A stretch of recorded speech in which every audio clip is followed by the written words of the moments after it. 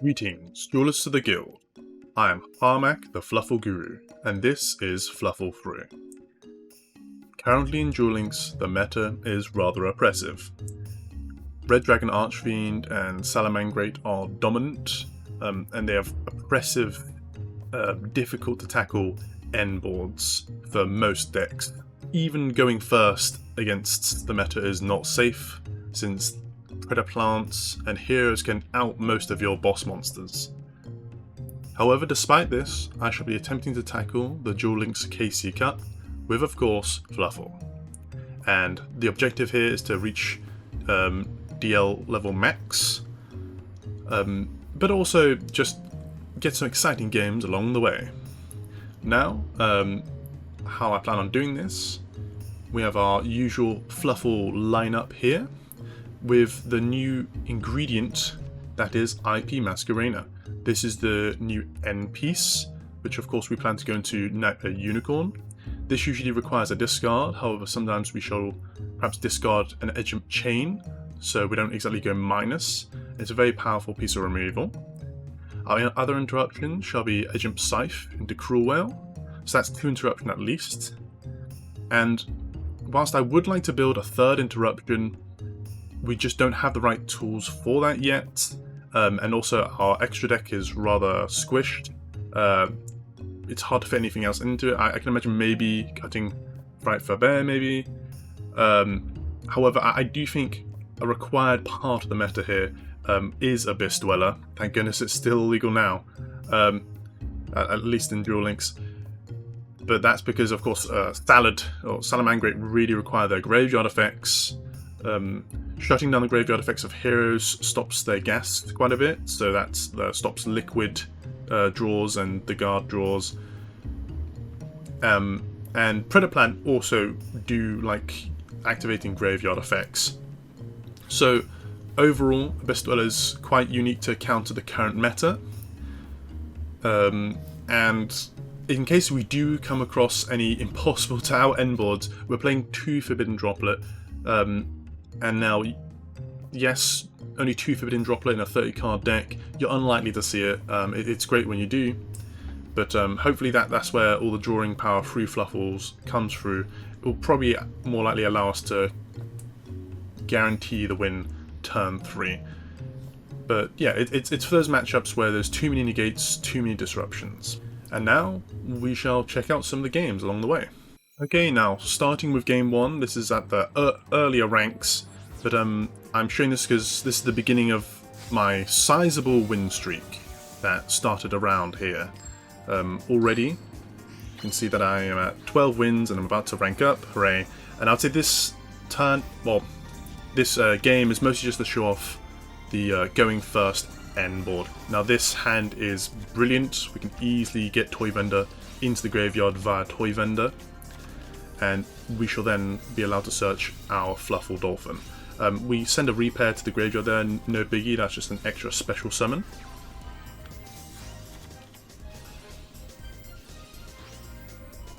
With our wings draws we get Penguin, and that we then think to add Dog. Special out Penguin. Dog shall add Cheap. Gonna make Dweller here a key part of our end board, even against what I assume to be Blue Eyes. Sheep shall add Penguin back to the hand, and then we shall just make IP Masquerena. And so we've got IP Masquerena, Dweller, and we've also got Edgem Scythe already in our hand with Penguin draws.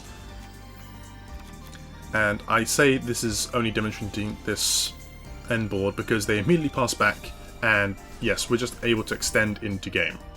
We even have a Forbidden Droplet if they did have an amazing end board for us to get past. And as you can see, there's a lot of extension which we can do, and I'm definitely BMing here.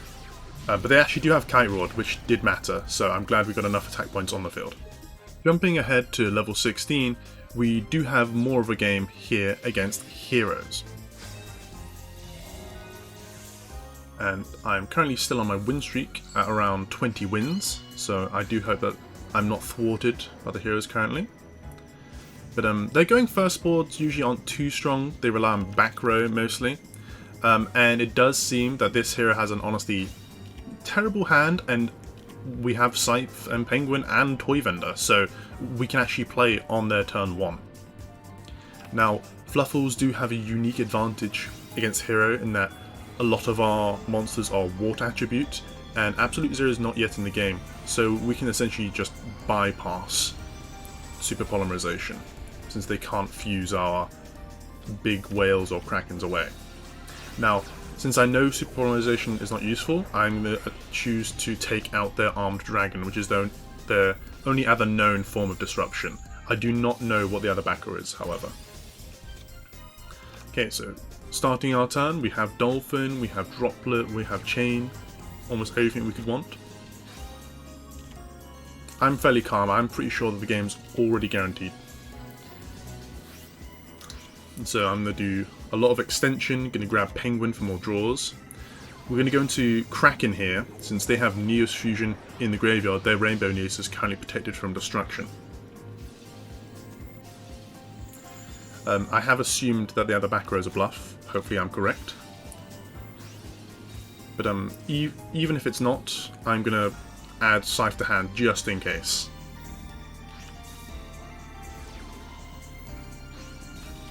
However, I'm not expecting a Drowning Mirror Force, and now I have no Fluffals to summon. Fortunately, my opponent doesn't either draw a hero or a card that works with their skill, so it still looks rather in my favour.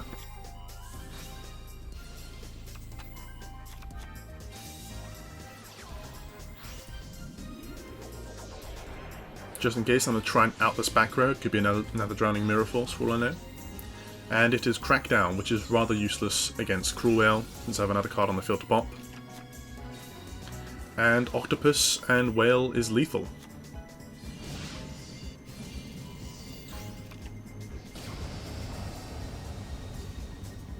The win streak continues. Now, this game happens at level 17. The win streak is still going well. I believe it's 23 wins. And in this game, I shall be going first.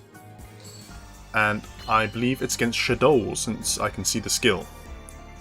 And they're fairly strong, but I wouldn't say meta. Just not a deck one should underestimate, especially with their Floodgate. My going first hand looks great if Dog can search, but Effect Veiler stops me from adding Bear and Toy Vendor. And so I just have to make do by settling for Scythe. Fortunately for me, my opponent doesn't have much better, they just set free and passed. So I think I'm going to continue this win streak, and I just use Patchwork, and I'm going to start fusing away. I want to out the back row first before I try and secure a game.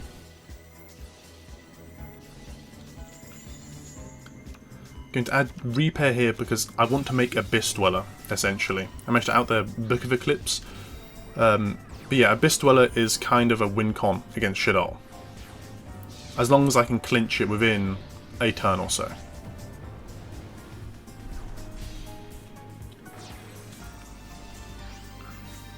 So I make Dweller, I make IP, I have all my interactions. It's looking great for me.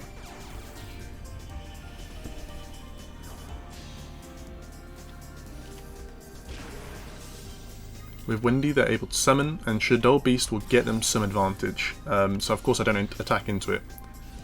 But yeah, Dweller turns off their graveyard effects, they get out Construct, send a bunch to the graveyard, that doesn't really matter. Then they're going to go into Gravity Controller. I don't really know why they elected to do this, but I also consider, is it worth outing the Gravity Controller here? But I could potentially just use IP on a different turn. So they set more back row, and I choose to Whale and pop one of them.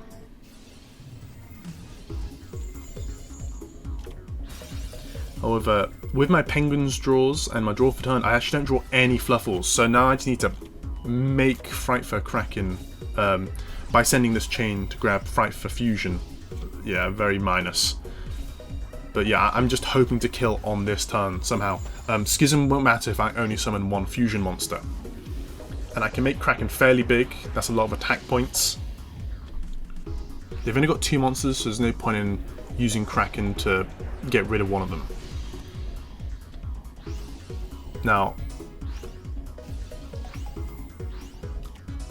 With their Shadow Beast draws here, I hope they don't draw anything off the top. And they don't seem to, but then Lance, and I miss Lethal. Very frustrating. However, my opponent shall also miss something. They're going to make Construct and set a bunch of cards, which is brilliant for Shadow. If I had to win on my turn, this board would be rather difficult out. They even use their skill to shuffle back Wendy. Now, what my opponent doesn't know is that in my graveyard, I still have Edge Imp Scythe. And I assume my opponent does know, and so I would reckon they'd perhaps try to out Kraken, maybe, or attack into Kraken. If they attack into Whale, if Whale survives the attack, Whale can get big enough to just kill them. They're only on 400 life points left. I'm like, surely they're going to attack into Kraken. However, they go for Cruel Whale, to my surprise. And I know exactly what I have to do.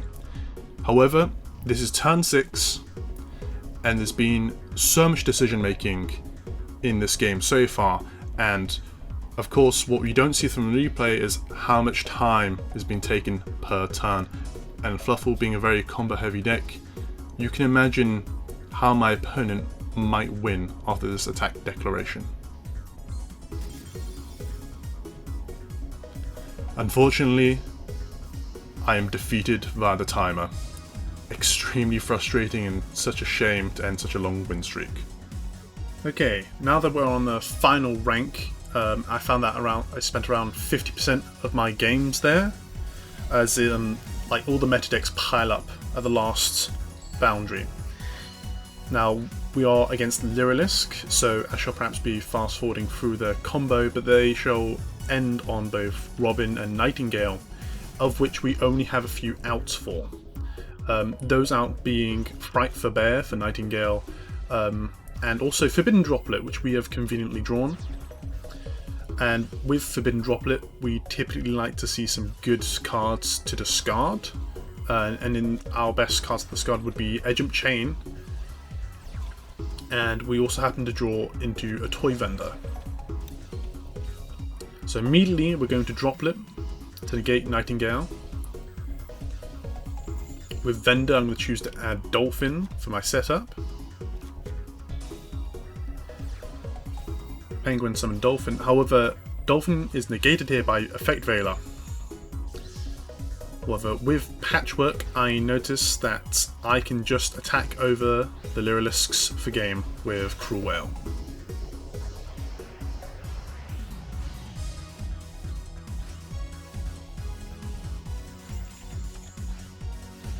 And after a few extra summons, I just enter the battle phase.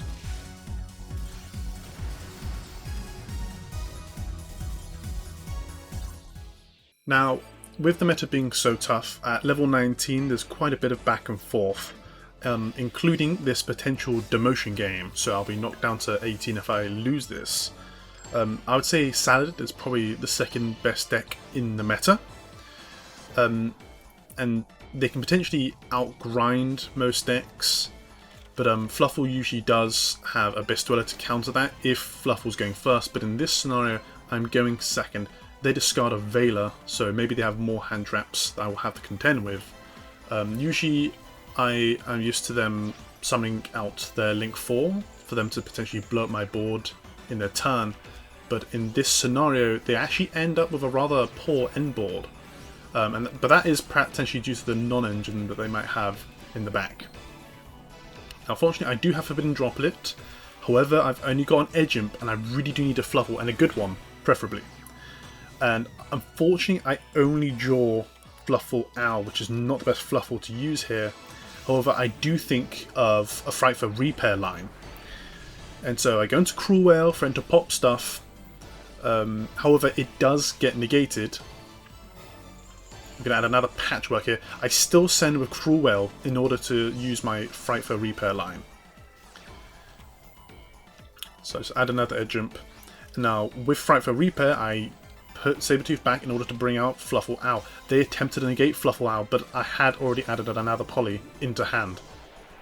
And so with that, I have 2 Cruel Whale out on the field, and I can just attack over their monsters for lethal.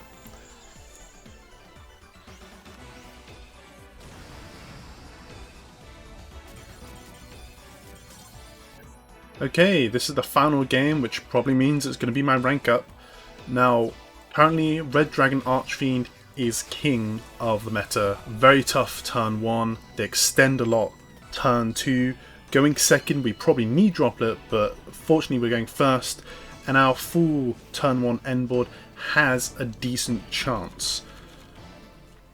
I have a very simple setup. I go bear, dog for wings, and then discard wings for our full setup combo. Unfortunately, we end up milling a polymerization here, which is not the best. But anyway, wings, we end up adding penguin. Now we're going to fuse for whale, and we're going to add repair with edge jump chain here. The penguin draws us into both edge jump scythe and Fluffal sheep, which is very good for our extension. I use the replayer line, reborn penguin, dolphin, into abyss dweller.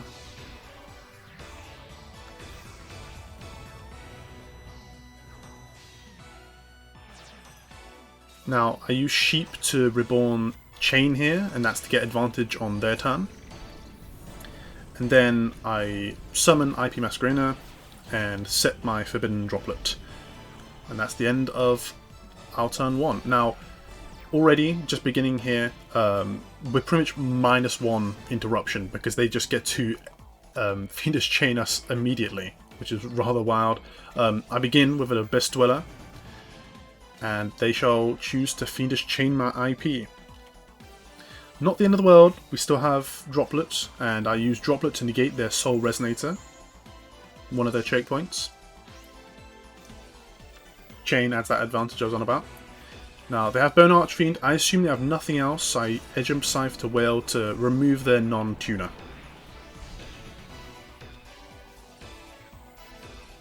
Popping IP in case it's a weakness. They could potentially attack over it, I suppose. Anyway, they summon out Archfiend, or Scarlet Archfiend, and they destroy my board. They don't destroy whale for some reason. However, they couldn't because Scythe was in the graveyard anyway, would have protected it. And then they attack into my whale, which pretty much ranks me up into dual level max after I fusion into a Kraken and attack for game. Overall, a decent ladder climb. However, I will say there are so many won and lost games between all of these, and it was rough. The meta was rough. Well, with every KC meta, there is often a forbidden list, often following. And now I am recording this quite a few days after the KC Cup and forbidden list, and overall the changes didn't really get rid of the best decks. I'd say Red Dragon Archfiend is still number 1, Predaplant and Heroes are still pretty decent. I would say Salad perhaps took the heftiest nerf, but it's still tiered, it's still playable. Perhaps overall the changes have made the meta slightly weaker, maybe more lenient, but it's definitely been more of a shuffle of power as opposed to a complete reset. I am actually more happy about the timer increase and also the UI improvements. The UI improvements just allows us to select cards better, especially in a large list which you would often have to scroll through. And of course timer I'm happy about because, as we saw with the Shadow game, and also there were quite a few other games that were just lost to time, both for me and my opponent. So I overall think that's a great change. Anyway, I hope the games were intriguing. Do check out the Gilded Gurus Discord, and I shall catch you all next time on Fluffal Through.